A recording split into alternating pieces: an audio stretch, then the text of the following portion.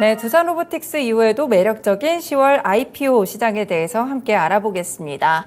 네, 10월 IPO에 대해서 조금 더 알아보기 전에 지난달 IPO 시장이 워낙 뜨거워가지고 이 부분을 먼저 좀 체크를 해봐야 될 것 같습니다. 네, 연구원님, 지난달 IPO 시장부터 먼저 좀 리뷰해 주실까요? 네, 9월 달에 신규 상장을 했던 기업 같은 경우에는 숫자만 놓고 보면 그렇게 많지는 않았습니다. 네. 하지만 이제 9월 달에 수요 예측이나 공모 청약을 진행했던 그런 기업들의 분위기가 앞으로의 IPO 시장을 좀 대변할 수 있다라는 점에서 이제 9월 분위기를 좀 살펴볼 필요가 있다라고 생각을 하는데요. 네. 아마 시장에서 가장 큰 관심을 좀 보였던 종목은 아무래도 두산 로보틱스일 겁니다. 그렇죠. 두산 로보틱스가 이제 기관 경쟁률 자체만 놓고 본다고 한다면 한 272대 1 정도 수준을 기록을 해서 상대적으로는 숫자가 생각보다 높지 않네라고 생각을 하실 수 있습니다만 확약 비율이 60% 이상 좀 이렇게 높게 나타났습니다.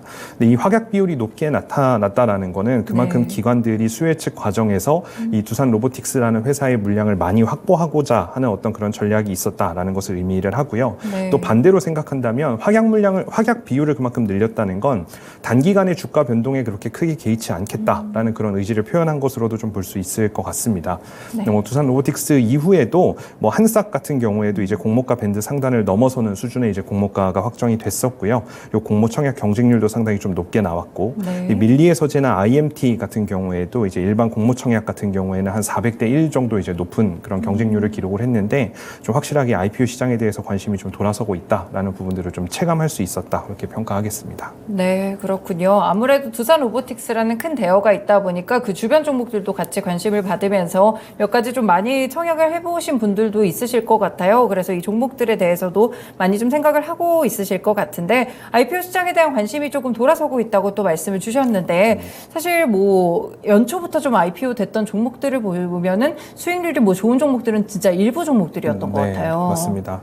상장 올해 초를 생각을 해보면 네. 상장 직후의 수익률이 워낙 좋다 보니까 올해 IPO 시장이 정말 좋을 것 같다 이렇게 평가하시는 분들도 있었습니다. 네. 근데 최근에 이제 흐름들을 보면 아무래도 증시가 한 8월을 기점으로 해서 좀 조정을 받았던 그렇죠. 영향도 있었습니다만 상장 직후에 강세를 보였던 그런 기업들의 주가 흐름이 현재는 좀 약세를 많이 보이고 있는 것도 사실입니다. 거의 네. 공모가 대비 근처까지 하락한 그런 기업들도 좀 있는데요. 연초에 상장을 했던 기업들이 왜 수익률이 좋았을지를 한번 생각을 해보면 작년에 이제 IPO 시장이 워낙 좀 부진했었기 때문에 네. 상대적으로 좀 눈높이를 낮춰서 올해 초에 이제 IPO 시장에 등장을 했고 그러다 보니까 이제 상장 이후에 주가가 상당히 좀 매력적으로 작용을 했던 것이 사실인데 지금 현재 이렇게 조정을 받고 또 매크로의 불안성도 좀 계속 유지가 되고 있는 그런 상황이다 보니까 네. 그런 효과들이 좀 많이 상쇄가 되는 듯한 그런 모습을 보이고 있고요. 그러다 보니까 연초 이후에 수익률이 좋았다가 지금 조정을 받은 그런 기업들 같은 경우에는 네. 저희가 포스트 IPO 전략이라고 부를 수 있을 것 같은데 상장 이후에 주가가 좀 조정받은 기업들은 지금 다시 좀 관심을 가져볼 만한 그런 상황이다라고 말씀드릴 수 있을 것 같습니다. 네, 그렇군요. 이제 또 다시 한번 또 관심을 가져보면 좋겠다라는 그런 말씀을 또 주고 계신데 일단 사실 요즘 다시 또 증시가 이번 달 들어가지고 지정학적 리스크 때문에 굉장히 네. 좀 많이 또 하락하는 그런 모습들이 있었는데 네. 이런 것들은 IPO 시장에는 좀 영향을 미치지 않을까요? 어떻게 보세요? 크게 두 가지 정도로 해석을 할 수 있을 것 같은데요. 네. 첫 번째는 아무래도 이제 증시 불안을 야기한다라는 점에서 그리고 또 방산과 같은 어떤 그런 특정 섹터에 수급이 이제 몰려 들어갈 수 그렇죠. 있다라는 네. 점에서 상대적으로 거시적으로 봤을 때는 좀 부진할 가능성도 있다라고 해석이 됩니다. 하지만 뒤에서도 말씀을 드리겠지만 증시가 좀 부진하고 상대적으로 좀 섹터별로 편차가 좀 크게 나타나는 이런 상황에서는 새로운 기업들이 상당히 매력적인 어떤 비즈니스 모델과 성장성을 가지고 나타났을 때 또 투자자들의 관심이 집중될 가능성도 있다라는 점에서 IPO 시장은 여전히 좀 탄탄한 흐름을 보일 것으로 이렇게 기대가 됩니다. 네, 그렇군요. 일단 IPO에 대해서 기대감이 조금 낮아진 시점에서 다음 IPO 투자에 대해서 좀 관심을 가져보면 좋을 것 같은데요. 그러면 어떤 기업들을 위주로 좀 저희가 관심을 갖는 게 좋을 것 같으세요? 일단 첫 번째는 향후 앞으로 전방 산업이 얼마만큼의 성장성이 있는지에 대한 부분들을 좀 파악을 해보셔야 될 것 같고요. 네. 그리고 두 번째는 그 기업 기업이 실적이 어떻게 좀 유지가 되는지, 상장 이후에 분기별로 실적 흐름이 어떻게 잘 이어지는지에 대한 부분들을 좀 확인을 해보시면 좋을 것 같은데요. 네. 수급적인 요인까지 좀 생각을 해본다면 이제 상장 이후에 보통 확약 물량이라고 불리는 그 확약 기간이 뭐 상장 이후 1개월 또는 3개월 이렇게 6개월 정해져 있는 부분들이 있기 때문에 네. 상장 이후에 1개월이 지난 시점 또는 3개월이 지난 시점, 6개월이 지난 시점에 매도 물량, 차익 실현을 하고자 하는 그런 물량들이 좀 나올 가능성도 그렇죠? 있습니다. 네. 성장성과 실적과 별개로 그런 수급적인 요인에 의해서 조금 조정을 받은 기업들이라고 한다면 당연히 좀 적극적으로 참여를 해볼 필요가 있다라고 생각이 되고요. 이제 투자하시는 분들께서 한 가지 좀 고려하셔야 될 부분을 뭐 팁 같은 걸 말씀을 드리자면 네. 상장하는 기업이 신규 상장한 기업이 이제 증권 신고서 같은 것들 그런 제출하는 과정에서 그 상장일이 포함된 해당 분기는 분기 보고서를 반드시 제출해야 되는 의무는 없습니다. 네. 그러니까 어떤 기업들이 분기 말인데 왜 그 공시를 안 하지?라고 약간 물음표를 가지시는 분들도 있으실 텐데 그런 부분들까지는 좀 참고하셔서 앞으로 나오는 분기 보고서 실적은 어떻게 좀 흘러가는지에 대한 부분들은 좀 챙겨 보셨으면 좋겠다라는 말씀을 드리고 싶습니다. 네, 다음 달, 이번 달이죠. 이번 달 IPO로 좀 넘어가기 전에 그러면 지금 두산로보틱스의 경우에 이제 한 가지 대표적인 예로 들자면 사실 상장한 이후에 지금 주가는 또 계속 밀리고 있잖아요. 네. 그러면은 IPO 종목의 경우에는 그냥 상장한 당일날 좀 차익 실현을 하고 이런 점들이 좀 좋을까요? 어떻게 보세요? 현재 개인 투자자분들이 IPO 시장에 많은 관심을 갖고 계시다 보니까 네. 좀 중장기적으로 이 주식을 보유하고 또는 추가적으로 매수해서 비중을 맞추고자 하는 어떤 그런 기관 투자자들에 비해서 네. 상대적으로 개인 투자자들의 비중이 높아질 경우에는 당일날 이렇게 수익률 편차가 좀 크게 나타날 가능성이 있습니다. 왜냐하면 기관 투자자분들 같은 경우에는 뭐 여유 있는 현금을 가지고 이제 충분히 그걸 유지해 나갈 수 있는 어떤 룸이 있다고 한다면 네. 개인 투자자분들께서는 이제 투자한 이후에 빨리 차익 실현을 하고 이제 또 다른 IPO 기업들을 찾아서 투자하시는 그런 행태를 보이는 투자자분들이 많이 있으시기 때문에 아마 단기적으로는 그렇게 차익 실현하고자 하는 매물들이 많이 나와서 조금은 조정받는 모습을 보일 수도 있습니다. 네. 하지만 최근에 등장하는 기업들 같은 경우에는 뭐 성장성이라든지 또는 이제 뭐 앞에 전방 산업의 어떤 그 이벤트, 그다음에 네. 뭐 분기 실적 이런 부분들이 좀 탄탄하게 나타나는 기업들이 있어서 뭐 이런 부분들도 또 다른 투자 포인트로 한번 삼아 보시는 것도 괜찮을 것 같습니다. 네, 그렇군요. IPO에 대한 저희 팁들을 함께 좀 말씀드리고 있습니다. 일단 그러면 이번 달도 한 중순 정도 지났는데 이번 달에는 IPO 뭐 일정들이 좀 어떻게 될까요? 네, 일단 10월 달에는 뭐 신성 ST나 워트, 뭐 퀄리타스 반도체 같은 그런 기업들 같은 경우에는 지금 수요 예측이 끝났고요. 네. 뭐 기관 경쟁률뿐만 아니라 확약 비율도 상당히 좀 높게 나타났습니다. 앞서 말씀드렸던 것처럼 이렇게 뭐 경쟁률이나 확약 비율이 높다라는 거는 그만큼 기관들이 많은 관심을 갖고 있고 네. 그리고 단기간의 주가 변동성보다는 이 기업의 성장성에 조금 더 초점을 맞추고 있다라고 해석을 할 수 있기 때문에 상당히 좋은 관심을 좀 높은 관심을 가지셔도 될 만한 좋은 기업이다라고 말씀드리고요. 네.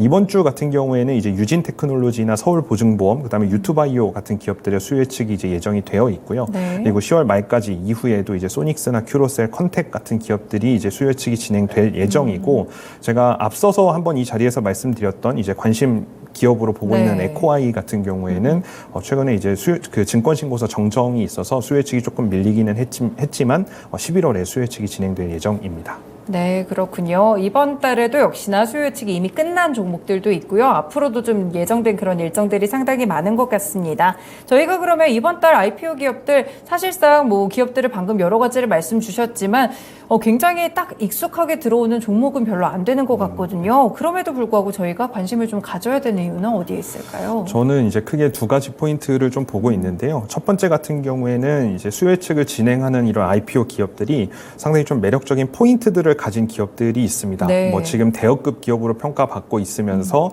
다 구주 매출이기 때문에 뭐 부담이다라고 언급을 하고 있습니다만 그래도 배당주로서의 매력이 아주 크기 때문에 네. 뭐 관심을 가져야 된다라고 언급되고 있는 이런 서울 보증보험 같은 기업이라든지 또 이제 연말을 앞두고 있는 상황이기 때문에 이런 고배당을 주는 기업들에 대한 수요도 분명히 있을 수가 있거든요. 네. 그리고 안정적인 비즈니스 모델을 보유하고 있는 기업이다 보니까 그러니까 실적을 안정적으로 계속해서 달성할 수 있는 기업이다 보니까 배당이라는 것도 끈기와 빠짐없이 꾸준하게 계속 지급할 수 있는 여력이 있는 그런 배당주로서의 매력이 계속 좀 부각되고 있는 그런 상황이고요. 네. 워트 같은 기업들 같은 경우에는 최근에 이제 반도체나 2차 전지 그런 산업 내에서 공정이 점점 이제 미세해지고 좀 더 고도화된 어떤 그런 공정들이 나타나다 보니까 거기에서 필요로 한 어떤 그런 장비들에 대한 수요가 계속해서 좀 증가를 하고 있는, 그리고 그런 사업 구조들이 좀 부각을 받고 있는 그런 상황이기 때문에 워트 같은 경우에는 특히 이제 전방 산업으로 두고 있는 반도체나 2차 전지 같은 경우에 실적도 좀 턴어라운드하는 모습을 보이고 있고, 네. 그리고 투자도 다시 재개되는 그런 모습들을 보이고 있어서 상당히 좀 관심 가져볼 만한 포인트가 있다라고 보고 있고요. 네. 그다음에 퀄리타스 반도체 같은 경우에도 이제 반도체 설계, IP 전문 업체라고 알려져 있는데 네. 이 IP라고 하면 쉽게 얘기하면 이제 반도체 회로 설계를 어떻게 잘 하느냐에 그렇죠. 대한 네. 어떤 그런 기술력이라고 볼 수 있을 것 같은데, 이런 다양한 IP를 가지고 있는 기업이자 이 IP들을 마치 블록 조립하듯이 이렇게 조합을 해서 구성할 수 있다는 게 굉장히 큰 장점이고요. 그러다 보니 글로벌 반도체 기업들이 많이 관심을 갖고 있고 또 협력을 하고 있다라는 점에서 상당히 좀 장점으로 부각이 될 것 같습니다. 정리를 해보면 이 각각의 기업들이 제가 하나하나 뭐 짧게 말씀을 드렸습니다만 투자를 할 수 있을 만한 매력적인 사업 구조와 이제 전방 산업의 성장성 같은 이런 기업, 그 성장성을 갖고 있는 이런 기업들이 계속해서 좀 등장을 하고 있기 때문에 네. IPO 기업들에 대해서 좀 크게 관심을 가져야 된다라고 말씀을 드릴 수 있을 것 같고요. 네. 뭐 두 번째 포인트도 좀 짧게 말씀을 드리자면, 앞에서도 잠깐 말씀을 드렸지만 증시가 상대적으로 좀 부진하거나 저조한 모습을 보일 때는 네. 전반적으로 유통 시장에 대해서 좀 부진하고 투자금이 빠지거나 또는 이제 뭐 침체되어가는 어떤 그런 과정들이 그렇죠. 나타날 수도 있는데, 네. 반대로 생각하면 기존의 이제 유통 시장에 조금은 이제 만족을 하지 못하시는 투자자분들께서 새로운 기업들이 등장했을 때 그 기업들에 대한 투자 매력을 상대적으로 또 크게 느끼시는 분들이 있기 때문에 네. 현재는 이렇게 IPO로 등장하는 새로운 기업들에 대한 매력이 더 부각돼 보이는 지금 상황, 그런 시점이다라고 좀 판단을 하고 있습니다. 특히 이제 8월 이후에 증시가 좀 많이 조정을 받았었고, 그러다 보니까 특별하게 어느 섹터 또는 주도주가 무엇이다라는 것들을 지금 명확하게 찾지 못하고 있는 그런 상황이다 네. 보니까 오히려 이럴 때는 IPO 시장에 대한 관심이 좀 더 커질 수가 있고, 그리고 앞서 말씀드렸던 것처럼 매력적인 포인트를 가지고 있는 기업들이 나타나다 보니까 개별 IPO 기업들에 대한 관심은 좀 유지될 가능성이 크다, 이렇게 보고 있습니다. 네, 그렇군요. 아무래도 좀 불안한 시장 속에서 대안이 될 수 있는 부분이 IPO로 부각이 될 수 있기 때문에 IPO 시장에 관심을 가져보시면 좋을 것 같고요. 말씀 주신 대로 매력적인 기업들이 또 많이 있는 것 같습니다. 뭐 주신 기업들 가운데 워트라든지 퀄리타스 반도체 뭐 이런 종목들은 대부분 반도체 섹터인 것 같은데, 지금 반도체가 물론 턴어라운드를 한다는 이야기들은 있지만 이런 반도체 업황에 대한 그런 뭐랄까요, 분위기라든지 이런 것들은 좀 영향을 미치진 않을까요? 충분히 영향을 미칠 수 있습니다만 이제 반도체 업황 중에서도 중요한 것들이 이제 네. 사이클이라는 게 굉장히 좀 중요할 것 같은데요. 그러니까 투자를 언제 늘리고 언제 줄일 것이냐, 네. 또 실적이 언제 늘어나고 실적이 언제 줄어들 것이냐, 이런 것들이 굉장히 중요할 것 같은데, 반도체 산업 같은 경우에는 워낙 이제 디테일하고 자세하게 보시는 그런 산업 담당자분들이 그렇죠. 계십니다만 네. 이제 중소형주와 엮어서 좀 생각을 해본다면 지금 삼성전자 같은 경우에는 실적이 반등하는, 그러니까 돌아서는 모습들을 보이고 있고, 이제 그런 것들을 기반으로 해서 내년을 준비해서 미리 이제 선제 투자를 늘려야 된다라는 이야기들이 계속해서 나오고 있는 상황이거든요. 그러다 보니까 그것과 관련되어 있는 어떤 그런 밸류체인에 있는 기업들 같은 경우에는 당연히 지금부터 좀 관심을 많이 받아볼 그런 시점이기 때문에 전방 산업이 지금 당장 뭐 호황이냐 불황이냐 이런 것들도 중요하지만 네. 이제 남은 2023년도 중요하고, 또 나아가서는 이제 2024년도의 분위기가 어떻게 되고 실적이 어떻게 될지에 대한 부분들을 지금 이제 준비를 해야 되는 과정이다 보니까, 그런 관점에서 놓고 보면 이 반도체 관련주들 상당히 좀 긍정적인 평가를 받을 수 있을 거라고 보고 있습니다. 네, 그렇군요. 워트나 퀄리타스 반도체, 뭐 서울 보증보험 이렇게 또 매력적인 포인트들을 각각 짚어주셨던 것 같은데, 그 외의 종목들 유진 테크놀로지나 유투바이오, 뭐 소닉스, 큐로셀, 컨텍 이런 기업들 중에서는 좀 주목할 만한 종목이 있을까요?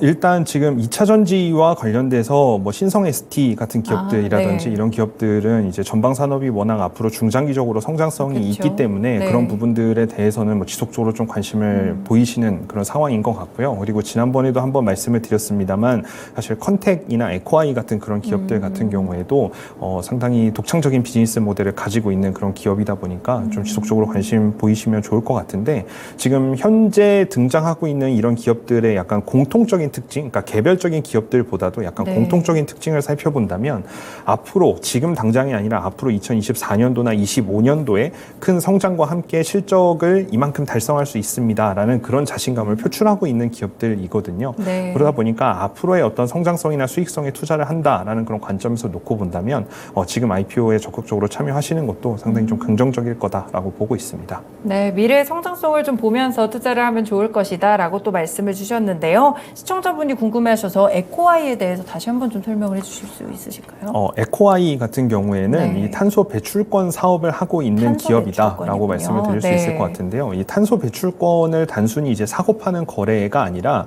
에코아이가 가지고 있는 가장 큰 장점은 현재 지금 전 세계적으로 기후 변화와 위기가 있는 그런 상황에서 선진국들이 그동안 이제 환경을 훼손하면서 성장했던 그런 책임도 다하고 네. 그리고 이제 앞으로의 환경을 보호하고자 하는 그런 의무도 다해야 하기 때문에 뭐 이제 개발도상국이나 우리가 소위 말하는 후진국 같은 곳에서 탄소 배출을 이제 저감할 수 있는 그런 사업을 영위하게 되면 네. 관련돼서 이제 탄소 배출권을 부여를 해줍니다. 근데 이제 이런 부분들을 사실 저희도 지금 탄소 배출권 어떻게 받을 수 있나요?라고 물어보면 어떻게 해야 되지?라는 궁금증이 어렵죠, 생기잖아요. 네.